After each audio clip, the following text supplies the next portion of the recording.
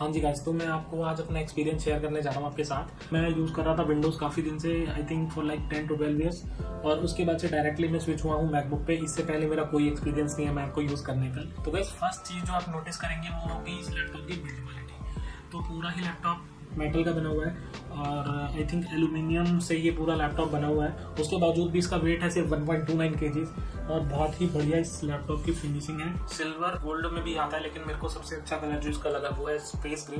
पूरे लैपटॉप में कहीं पे भी कोई फ्लैक्स मुझे देखने को नहीं मिला इसकी बॉडी पे। जो मैकबुक की प्रीमियम बिल्ड क्वालिटी है वो एक तरह से बेंचमार्क है, जो कि एकदम टॉप नॉच है। मैं इसमें इसके डिजाइन की बात करूँ तो डिजाइन इस लैपटॉप का बहुत ज्यादा प्रीमियम है। और अगर इसकी साइड प्रोफाइल देखी जाए तो जो थिकेस्ट पॉइंट है ये भी बहुत ज़्यादा थिक नहीं है, लेकिन जो बिल्कुल इसका एज वाला पॉइंट है यहाँ पे इसके मेजरमेंट बहुत ज़्यादा पतले हो जाते हैं। आई थिंक 4.4 mm समथिंग यहाँ पे मेजरमेंट रह जाते हैं और ये एक पूरा ऐसे स्लैंटिंग डिज़ाइन बन जाता है, जो कि बहुत ही प्रीमियम फील होता है पकड़ने में भी हाथ में। और ये थोड़ा सा अर्गोनॉमिकली भी अच्छा बन जाता है टाइपिंग करते वक्त, क्योंकि यहाँ पे हाइट बहुत ज़्यादा नहीं है, सरफेस के बहुत क्लोज रहता है, तो आपका जो रेस्टिंग हैंड है वो ज़्यादा हाइट पे नहीं होता, बिल्कुल नीचे ही रेस्ट करता है आपके टेबल के साथ, जो कि बहुत बढ़िया चीज़ मेरे को लगी। और जो स्पीकर्स यहाँ पे दिख रहे हैं अपवर्ड फायरिंग स्पीकर है। यहाँ पे दोनों ग्रिल्स आपको दिख रही होगी स्पीकर वाली। जो स्क्रीन के बेजल्स हैं, नीचे आपको मैकबुक एयर लिखा हुआ मिलेगा। बेजल बहुत ज़्यादा मोटे नहीं है, लेकिन बहुत ज़्यादा पतले में बेजल्स नहीं मिलेगा। यहाँ पे ऊपर कैमरा दिया हुआ है 720p और एक LED लाइट है। और गाइस जो एक चीज़ मैंने नोटिस करी है यहाँ पे, अनलाइक विंडोज़ लैपटॉप यहाँ पे एक भी स्पीकर देखने को नहीं मिलता है। विंडोज़ लैपटॉप में यहाँ पे सारी स्पेसिफिकेशन भर देते हैं लिख के, कि आप ना भूल जाए कि आपने कौन सा स्पेसिफिकेशन वाला लैपटॉप लिया था, सब यहीं पे लिख के डाल देंगे। तो ये बिल्कुल एकदम क्लीन लैपटॉप है। और ऊपर सिर्फ एक लोगो है एप्पल का, ये वाला होता है। और नीचे बिल्कुल क्लीन लुक है, ना साइड में वेंट है ना यहाँ पे पूरे बेस में वेंट है। यहाँ पे एक छोटी सी लाइनिंग दी हुई है, आई थिंक ये थोड़ा बहुत जो वेंटिलेशन प्रोवाइड करता है, बस ये है पूरे लैपटॉप में जो वेंटिलेशन प्रोवाइड करता है। अदरवाइज कहीं पे कोई भी वेंटिलेशन की आज सच कोई जगह इसमें है नहीं। और सामने से देखने पे यहाँ से छोटा सा कटआउट दिया हुआ है ताकि आप इसको यहाँ से पकड़ के उठा सके, लेकिन यहाँ पे एक मैग्नेटिक फोर्स है क्योंकि ये एकदम से आराम से नहीं खुलता। सेकंड चीज जो मैंने नोटिस करी, लैपटॉप खोलते ही सबसे पहले तो ये खुद से बूट हो गया, कोई मेरे को बटन वगैरह कुछ प्रेस नहीं करना पड़ा। और पूरा बूट होने के बाद सीरी ने कुछ बोला, तो पहली बार जब मैंने इस लैपटॉप की आवाज़ सुनी तो आई वॉज टोटली इम्प्रेस्ड, क्योंकि जो आवाज़ थी वो बहुत रिच और बहुत ही फीलिंग साउंड थी। तो मैं बहुत ज़्यादा इम्प्रेस था कि यार स्पीकर तो इस लैपटॉप के बड़े ही प्रीमियम क्वालिटी के लग रहे हैं, और जो कि केस है भी। अदरवाइज क्या होता है कि किसी भी लैपटॉप में आपने कोई म्यूजिक बजा दिया, कोई गाने पीछे चल रहे हैं, तो मैं प्रेफर करता हूँ उस लैपटॉप को, कहता हूँ कि भाई तू तो चुप ही हो जा, मैं अपने हेडफोन में लगा के गाने सुन लूँगा। लेकिन यहाँ पे केस नहीं है, यहाँ पे आप कोई भी गाना प्ले करो, आपका कोई भी बैकग्राउंड में म्यूजिक बज रहे हैं, you will start listening to it और यू वोंट स्टॉप। जो ऑडियो क्वालिटी है नो डाउट मेरे हिसाब से बहुत बढ़िया है, बहुत प्रीमियम साउंड क्वालिटी है इसकी। तो गाइस तीसरी चीज़ आती है अब इसकी स्क्रीन पे। तो इसका स्क्रीन रेजोल्यूशन है 2560x1600 और जो कि एक 2K डिस्प्ले होती है, और एप्पल इसको बोलता है रेटिना डिस्प्ले।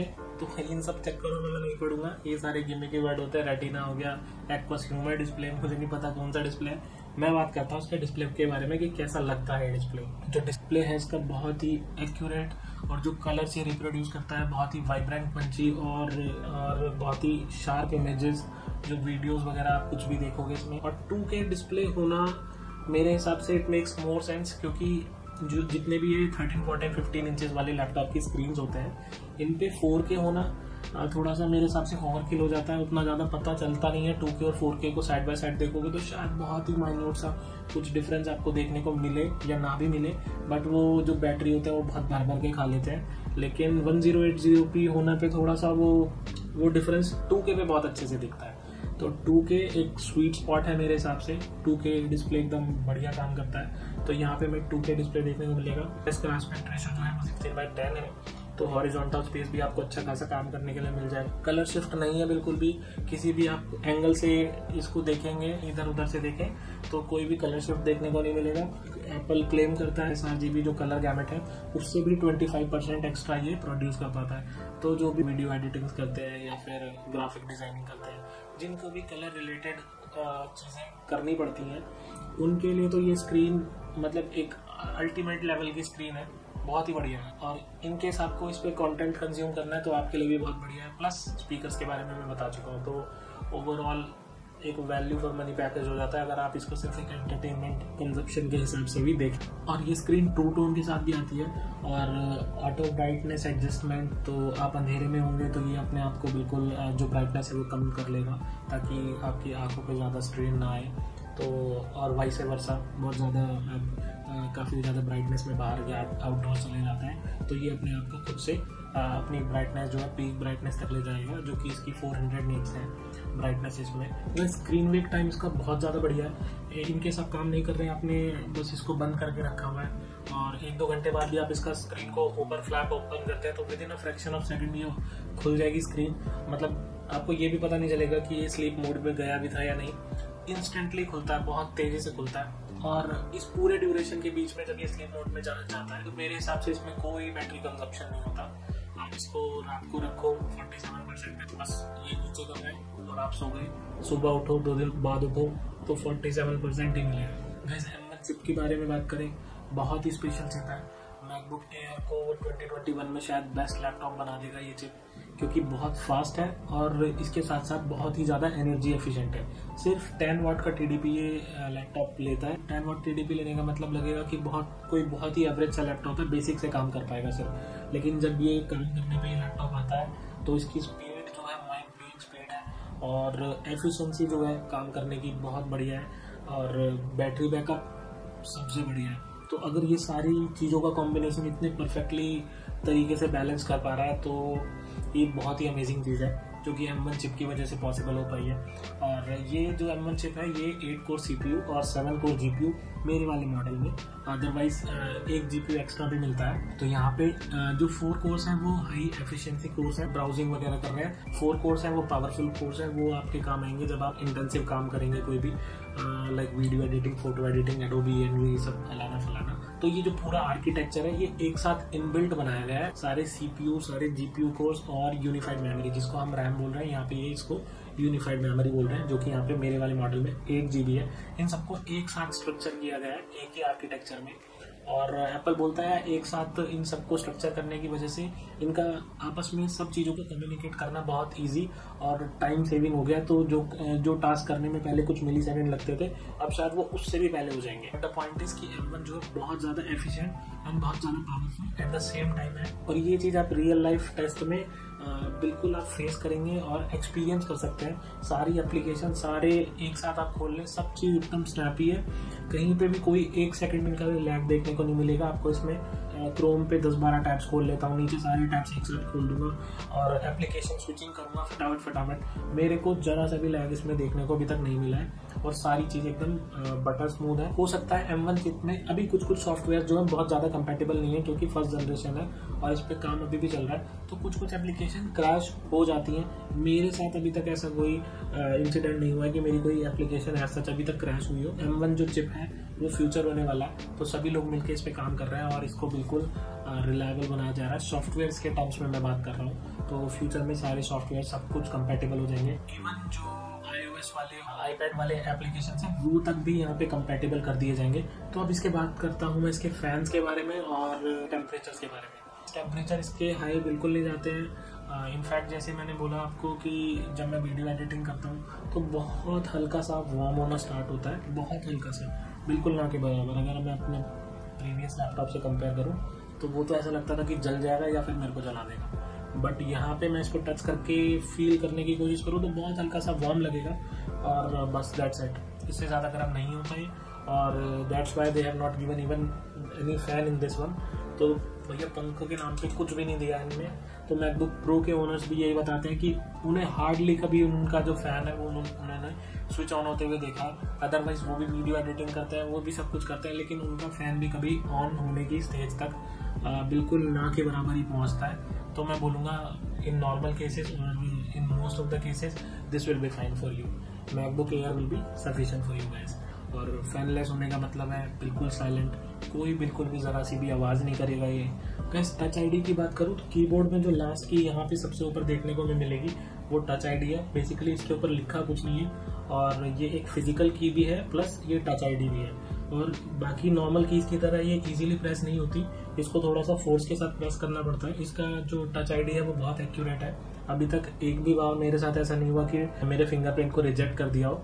प्लस ऐसा नहीं है कि कंप्यूटर को सिर्फ अनलॉक करने के लिए यहाँ पे हम टच आईडी यूज़ कर रहे हैं। टच आईडी से हम अपने एप्पल स्टोर पे से कुछ परचेज करते हैं, या कोई एप्लीकेशन इंस्टॉल करते हैं, या हमारा कोई सिक्योर फोल्डर है उसको खोलना है, सब काम के लिए यहाँ पे हम टच आईडी यूज़ कर सकते हैं। इवन जीमेल वगैरह अगर हम लॉगिन करते हैं तो बार बार हमें पासवर्ड ना डालना पड़े, उसके लिए भी यहाँ पे भी टच आईडी काम करता है। तो मेरे को ये टच आईडी यहाँ पे होना बहुत ही यूजफुल लगा, तो बहुत सारे काम ये इजी कर देता है, तो बढ़िया चीज़ है काफ़ी। तो गैस ट्रैक पैड के बारे में अगर बात करूँ तो बिल्कुल सेंटर्ड पोजीशन है और काफ़ी अच्छा बड़ा साइज़ का ये ट्रैक पैड है, और ये ग्लास ट्रैक पैड है। प्लस जो जितना भी इसके बारे में हमने अभी तक सुना है कि मैक के ट्रैक पैड जो है वो बिल्कुल अलग ही लेवल के होते हैं। कुछ दिनों से मैं इसको यूज़ कर रहा हूँ और वो चीज़ बिल्कुल सही बात है, मैं इसको फील कर पा रहा हूँ। मल्टी जेस्चर यहाँ पे हम यूज़ कर सकते हैं, 2 फिंगर्स, 3 फिंगर्स, इवन 4 फिंगर्स, और मल्टी जेस्चर से हम अलग अलग काम कर सकते हैं। बिल्कुल एक्यूरेट और बहुत स्मूथ है ये ट्रैक पैड। तो मैं भी डेफिनेटली गाइस कह सकता हूँ कि ट्रैक पैड इसका ऑन पॉइंट है, एकदम परफेक्ट है। तो नो डाउट ट्रैक पैड मुझे भी इसका बहुत बढ़िया लगा। बात करें इसके कीबोर्ड की, बैकलाइट कीबोर्ड है, और जो पीछे से लाइट आती है वो बहुत ही बढ़िया लगती है रात को या अंधेरे में काम करते वक्त। एक खास बात मैंने इसकी नोटिस करी है कि अगर वो बैकलाइट हमने दिन में चलाई हुई है तो हमें बिल्कुल पता नहीं चलेगा कि बैकलाइट जो है वो ऑन है, बट जैसे ही अंधेरा होना शुरू होगा या बिल्कुल अंधेरे में जाते हो तब वो बैकलाइट दिखनी चालू होती है, जो कि मेरे थिंकपैड में ऐसा केस नहीं था। अगर वो जलती है तो दिन में भी दिख जाती है, रात में भी दिख जाती है, बट मुझे ये वाला चीज़ ज़्यादा अच्छी लगी कि दिन में बिल्कुल पता नहीं चलेगा उस बैकलाइटिंग का, लेकिन रात होते हुए बिल्कुल क्रिस्टल क्लियर दिखनी स्टार्ट हो जाती है। जो कीबोर्ड है वो भी सीजर स्टाइल में वापस ले आया है एप्पल। बीच में इन्होंने बटरफ्लाई स्टाइल में डालना स्टार्ट किया था, लेकिन उसमें कुछ इश्यूज थे। टैक्टाइल भी फील होता है, क्लिकी फील होती है कीबोर्ड, लेकिन डेप्थ मेरे हिसाब से उतना अच्छा मेरे को नहीं लगा। Definitely I would love to type on this keyboard, but मैं इसको वन ऑफ द बेस्ट नहीं कह सकता। मतलब मेरे हिसाब से इसमें इम्प्रूवमेंट के लिए स्पेस है कीबोर्ड में। डेप्थ थोड़ा सा मेरे को कम लगता है, बट टैक्टाइल है, और ओवरऑल मैं बोलूँगा बहुत बढ़िया कीबोर्ड है, बट थोड़ा सा इसमें इम्प्रूवमेंट हो सकता है कीबोर्ड के लिए, मैं ये बोलूँगा। और जो ब्राइटनेस कंट्रोल है वो ऊपर कंट्रोल पैनल से ही है। बेटर होता कि यहाँ से कोई शॉर्टकट होता जिससे मैं ब्राइटनेस फटाफट से यहीं पे कंट्रोल कर सकूँ कीबोर्ड की, बट फिलहाल वो नहीं है, मेरे को नहीं दिखी। इन केस आपको बता दूँ प्लीज़ आप मेरे को कमेंट्स में बता देना। मैं मैक पे नया हूँ। बेस्ट बैटरी लाइफ कहा जाते हैं, ये मैकबुक एयर M1 का one of the best feature बोलूँगा मैं आपको। एप्पल क्लेम करता है 18 आवर्स का बैटरी बैकअप, और मेरे हिसाब से कोई झूठ नहीं बोल रहा है एप्पल उसमें। मैं इस लैपटॉप को आराम से 2 दिन बिना चार्जिंग के चलाता हूँ, और जिसमें मैंने S Fold 9 की 2-3 घंटे गेमिंग भी करके देखी थी, एक वीडियो भी एडिट कर ली थी छोटी सी। और नहीं तो नॉर्मल लैपटॉप में आप एक सिर्फ वीडियो एडिट कर दो, लैपटॉप की बैटरी खत्म हो जाती है। यहाँ पे पूरे दिन ब्राउजिंग कर लो, वीडियोस देख लो, गेमिंग कर लो।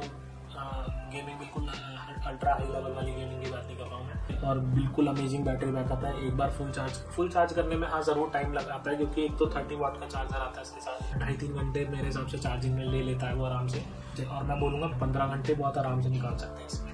तो one of the best feature. इतना पावरफुल होने के बाद अगर आपको इतना बैटरी बैकअप मिल जाए, 2 दिन आप कहीं पे ट्रैवल कर रहे हैं, कुछ भी कर रहे हैं, 2 दिन तक आपको लैपटॉप चार्ज करने की ज़रूरत नहीं पड़ रही, तो इससे अच्छी बात क्या होगी। तो गाइस मेरे लिए तो बैटरी बैकअप, मुझे अभी तक इसकी इंपॉर्टेंस पता नहीं थी बैटरी बैकअप की, लेकिन अब यूज़ करने के बाद पता चल रहा है कि हाँ बैटरी बैकअप होना कितना इंपॉर्टेंट हो सकता है आपके लिए। तो इनपुट आउटपुट पोर्ट्स के बारे में बात करूँ तो क्या ही बात करूँ, एप्पल को बहुत बहुत धन्यवाद कि उन्होंने यहाँ पे गलती से 2 पोर्ट्स दे दिए हैं। तो 3-4 साल बाद ये सब मतलब सारे पोर्ट देने बंद कर देंगे, एक में पोर्ट ही नहीं देंगे, मन ही नहीं करता इनका पोर्ट्स देने का किसी भी चीज़ में।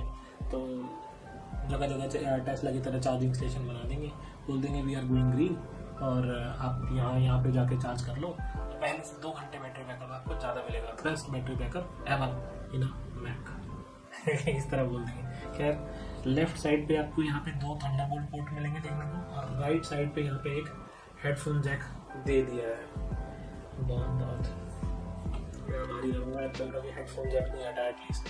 कोई SD कार्ड, कोई USB कुछ नहीं है, बस यही है जो है, ठीक है, इसी में काम चलाना है। ये बता दूँ जो भी मैकबुक लेगा अपना कम से कम 4-5 हज़ार का बजट आपको साइड में लेकर चलना ही पड़ेगा, क्योंकि आपको एक एक्सटर्नल डॉक लेना ही पड़ेगा। इस तरह का अभी दिखा देता हूँ मैं। तो ये सारी चीज़ें लेना ही लेना पड़ेगा, इसके बिना आपका काम चलेगा ही। अब मैं इस बात करता हूँ इसके वेबकैम क्वालिटी की और इसकी इंटरनल माइक की। तो मैं अब स्विच करता हूँ उधर। तो गाइस अब आप जो वीडियो देखेंगे वो इंटरनल वेबकैम की क्वालिटी और इंटरनल माइक पे सुनेंगे। और मैं चेंज करता हूँ अब। तो ये क्वालिटी है इसके वेबकैम की। तो क्वालिटी 720p ही अभी भी दी गई है, और जो लेकिन माइक है और बहुत ही अच्छी इसकी यूजेबल साउंड क्वालिटी पे ये रिकॉर्ड कर रहा है। हालांकि जो 720p पे जो रिकॉर्डिंग कर रहा है ये वेबकैम से, ये मेरे को उतनी ज़्यादा अच्छी नहीं लगी। एटलीस्ट 1080p इनको देना चाहिए था, क्योंकि ड्यूरिंग दिस पैंडेमिक टाइम्स सबको पता है कि वर्क फ्रॉम होम बहुत ज़्यादा चल रहा है और लोग सारे मीटिंग्स लेते हैं और सबको वेबकैम की ज़रूरत पड़ती है आज की डेट में। हाँ, जब भी आपका वीडियो क्वालिटी या वेबकैम ऑन होगा तो यहाँ पे एक LED छोटी ऊपर LED लाइट है ग्रीन कलर की, वो जलनी स्टार्ट हो जाती है। तो इट्स अ गुड फीचर, आपको पता होता है कि कब आपका वेबकैम जो है वो एक्टिवेट है। कोई भी ये एक प्राइवेसी फीचर है, कोई भी एप्लीकेशन आपका वेबकैम यूज़ करेगी तो आपको पता चल जाएगा कि आपका कैमरा ऑन है। तो ये बहुत बढ़िया चीज़ है। प्राइवेसी पे वैसे भी एप्पल बहुत ज़्यादा ध्यान देता है, और इनकेस अगर प्राइवेसी आपके लिए बहुत इंपॉर्टेंट है तो मैकबुक को आप ज़रूर चूज़ कर सकते हैं। तो साउंड क्वालिटी आप सुन सकते हैं। तो इस बारे में आप मुझे बताना कि आपको इसकी साउंड क्वालिटी कैसी लगी। मुझे काफ़ी डिसेंट लगी है इसकी साउंड क्वालिटी। बाकी सारी चीज़ें मेरे को इसमें अच्छी लगी, लेकिन जब बात आती है सॉफ्टवेयर की और यूजेबिलिटी की, तब आपको थोड़ी सी परेशानियां होनी स्टार्ट होती हैं स्टार्टिंग में। क्योंकि सबसे पहले जैसे बहुत बेसिक सी चीज़ें कि आपको यहाँ पे माई कंप्यूटर नहीं दिखेगा, तो आप बोलोगे अरे भाई माई कंप्यूटर कहाँ पे है, और नहीं है तो क्यों नहीं है यहाँ पे माई कंप्यूटर जैसा कुछ। यहाँ पे फाइंडर होता है और बहुत सारी मतलब बहुत बेसिक सी चीज़ें, जैसे आप विंडोज़ में कंट्रोल सी कॉपी के लिए करते हैं, लेकिन यहाँ पे आपको कमांड सी करना पड़ेगा। जबकि यहाँ कंट्रोल के नाम से यहाँ पे बटन है, यहाँ पे ऑप्शन है, हमारे विंडोज़ में वहाँ पे ऑल्ट की होती है। तो इस तरह की चीज़ें जो है आपको थोड़ा सा यूज टू होने में टाइम लग जाता है, लेकिन बिल्कुल स्टार्टिंग में आपको मतलब अजीब लगेंगी चीज़ें करते हुए। पूरा जो यहाँ पे UI है वो थोड़ा सा शायद देखने में अजीब लगने लगे, और काम जल्दी आपको हो ना, क्योंकि आपको सीखनी पड़ती हैं चीज़ें। लेकिन आपको मेरे हिसाब से थोड़ा सा ओपन होना चाहिए।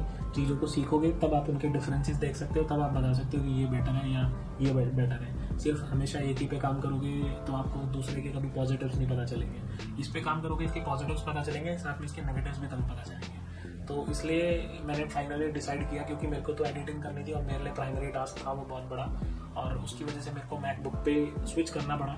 तो उसके लिए मैंने सोचा कि ठीक है मेरे को सीखना पड़ेगा, आई विल लर्न। हाँ, मैं आपको बोल सकता हूँ विद टाइम आप सब चीज़ों के सब्स्टिट्यूट निकाल लोगे, या फिर आपको सब चीज़ें पता चल जाएंगी धीरे धीरे कि अच्छा यहाँ पे विंडोज़ में ये होता था तो यहाँ पे मैं ये कर सकता हूँ।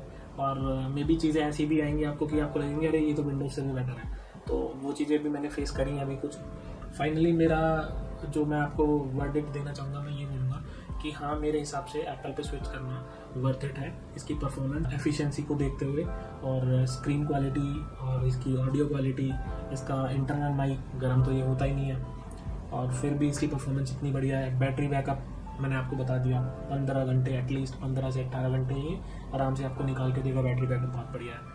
तो गाइस ये सारी चीज़ें हैं, इतने सारे बेनिफिट्स अगर एक साथ मिल रहे हैं और इस प्राइस रेंज पे मिल रहे हैं, और पहली बार मैंने देखा कि एप्पल भी ये प्राइस चार्ज करके इतना सारा कुछ सामान देते हुए, अदरवाइज इतना सारा पैसा लेने के बाद इतनी सी चीज़ एप्पल प्रोवाइड करता है, लेकिन यहाँ पे बहुत ज़्यादा मैं बोलूँगा highly value for money product है एप्पल की तरफ से।